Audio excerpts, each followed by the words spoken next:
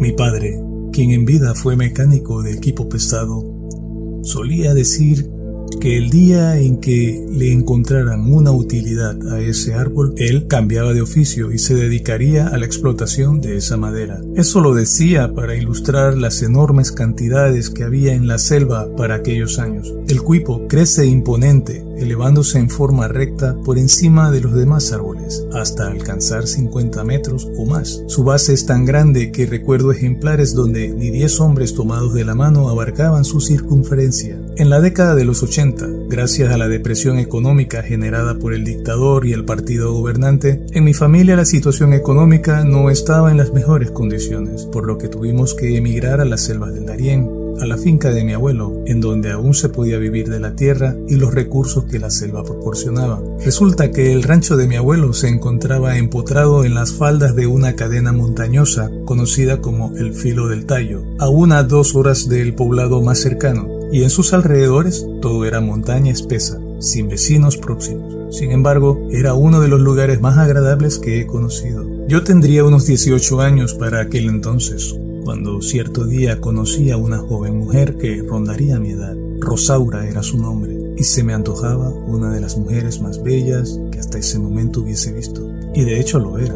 Larga cabellera dorada como el oro, ojos enormes color miel, de elevada estatura, lo que le aportaba una elegancia natural, y sobre todo su trato amable. Me enamoré sin remedio, y todos los días realizaba un viaje de 2 horas a caballo hasta el poblado donde ella residía con sus padres y hermanos. Algunos conocidos me habían advertido sobre el peligro de esos desplazamientos nocturnos a los que ya me había aficionado, y es que permanecía en casa de Rosaura desde las 7 de la noche hasta las 11, cuando ya los habitantes se iban a dormir, y a mí me esperaban 2 horas a caballo. No se puede subestimar el efecto que tiene una mujer sobre un hombre cuando se enamora. Una tarde, alrededor de las 6, cabalgaba con dirección a la casa de Rosaura. Me encontraba a la altura de la entrada a la finca de esa familia, donde habían 2 enormes cuipos, uno al lado del otro, que asemejaban 2 centinelas o enormes columnas. Y es allí cuando mi caballo se levantó sobre sus cuartos traseros y a punto estuve de caer, a no ser porque tenía los pies bien puestos en los estribos de la silla. El animal hizo ademán de retroceder y huir, pero logré controlarle. Me bajé y lo até a un arbusto. Luego concentré mi atención en el camino. A unos 25 metros pude ver un árbol caído que bloqueaba parcialmente el sendero, quizá como resultado de la quema de los montes que se encontraba en su apogeo en aquel momento. Tomé el caballo de las riendas y me dispuse a cruzarlo caminando. Mientras tiraba de él, caminó unos 5 metros y de nuevo el animal se asustó y igual no me vi para lograr dominarle y no escapase. Deben saber que en la montaña oscurece muy rápido, por ello no es de extrañar que en algunos lugares a las 6:30 ya esté oscuro. Motivado por la desesperación del animal, presté más atención al sendero y al árbol caído, pues no me quedaba duda que el caballo estaba viendo algo que yo no. Me aproximé unos metros más y pude ver entre las ramas del árbol caído la silueta de 2 hombres vestidos a la usanza campesina, con sus sombreros característicos. Gesticulaban y en sus movimientos yo apreciaba que discutían, sin embargo, no se escuchaba palabra alguna, y a esa distancia yo debería poder oír el tenor de esa discusión. Ambos hombres estaban armados con largos machetes llamados rulas, y vi cuando uno de ellos, en un rápido movimiento,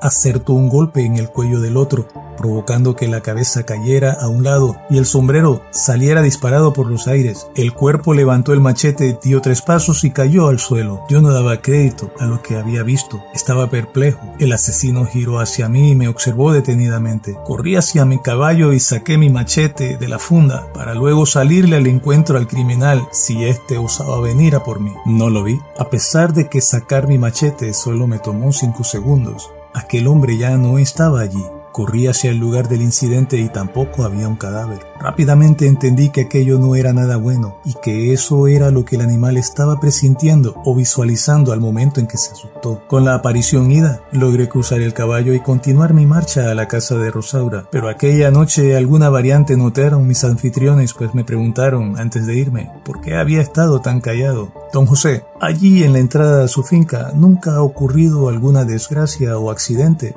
pregunté, motivado por la curiosidad y la preocupación de tener que volver a pasar por allí en unos instantes. «Vio el duelo», fue la respuesta del señor. «Vi a un hombre bajarle la cabeza a otro, eso fue lo que vi. No me pareció un duelo», repliqué.